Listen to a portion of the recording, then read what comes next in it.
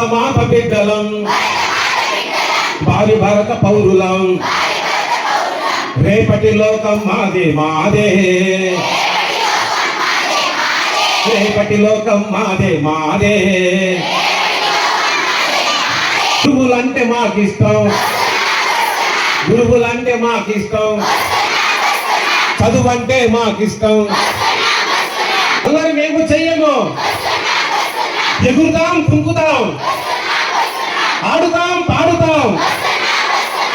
భరతమాత బిడ్డలం, భావి భరత పౌరులం, భరతమాత బిడ్డలం, భావి భారత పౌరులం. చాలా అద్భుతంగా చెప్పారు సార్. సో ప్రత్యేకంగా మా పాఠశాల తరఫున మీకు ఎప్పటికీ రుణపడి ఉంటాము. ధన్యవాదాలు సార్. సో అదేవిధంగా మా పాఠశాల తరఫున కూడా ప్రత్యేకంగా అందరి తరఫున ధన్యవాదాలు తెలుపుతున్నాం సార్.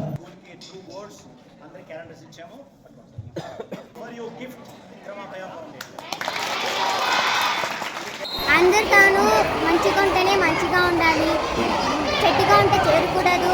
మనం వాళ్ళు బ్యాగ్ టచ్ చేస్తే మనం చేయకూడదు. మనం రోడ్లో వెళ్ళేటప్పుడు మన మంచిని తీసుకోకూడదు, వాళ్ళు మాట్లాడించింది మాట్లాడకూడదు.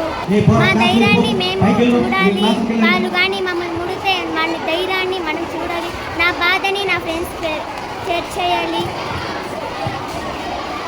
అదే భవిత అంటే మన యొక్క ఆడపిల్లల యొక్క జాగ్రత్తల గురించి తెలుసుకోవాలి. అప్రమత్తంగా ఉండడం అంటే మనం మన ఇంట్లో ఉన్నప్పుడు ఎలా ఉండాలి అనే దాని గురించి చెప్తున్నాం. మన ఇంట్లో ఉన్నప్పుడు ఏ జాగ్రత్తలు తీసుకోవాలి అనే దాని గురించి ఇక్కడ ఎక్స్ప్లెయిన్ చేస్తున్నాం. నెక్స్ట్ భద్రత కోసం సామాగ్రి మేడం. మనం ఎక్కడైనా ఒంటరిగా వెళ్ళినప్పుడు మన భద్రత ఎలా ఉండాలి అనే దాని గురించి చెప్తున్నాం.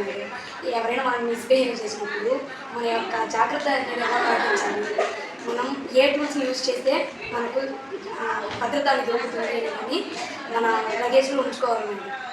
నెక్స్ట్ సాయం కోరడం అంటే మనం ఇప్పుడు ఎవరైనా మిస్బిహేవ్ చేస్తున్నప్పుడు పక్కన వాళ్ళు మనకి సహాయం చేసేదో మనం ఏదో ఒకటి చేయాలండి. అలా మనల్ని అలా చేస్తున్నప్పుడు ఎవరో ఒకరిని గట్టిగా అరవడం లేకపోతే మనమే ప్రికాషన్స్ తీసుకోవడం చేయాలండి. నెక్స్ట్ గట్టిగా అరవడం చేయాలండి. వాళ్ళు మిస్బిహేవ్ చేస్తున్నప్పుడు గట్టిగా అరవడం చేయాలి. అనుచిత స్పర్శ వద్దు అంటే ఎవరైనా మనం టచ్ చేసి బ్యాడ్ టచ్ చేస్తున్నప్పుడు వాళ్ళని మనం కొట్టడం లేకపోతే మనకు తెలిసిన రీతిలో మనం చేయాలండి. మనకు బ్యాడ్ టచ్ గుడ్ టచ్ అంటే వాటి డిఫరెన్సెస్ తెలిసి ఉండాలండి. నెక్స్ట్ నిర్భయంగా ఉండడం మేడం అంటే ఎవరు మనల్ని మనల్ని ఎవరైనా మిస్బిహేవ్ చేసే ముందు మన బలహీనత వాళ్ళకి తెలియకూడదు మేడం. మనం పోరాడాలి మేడం.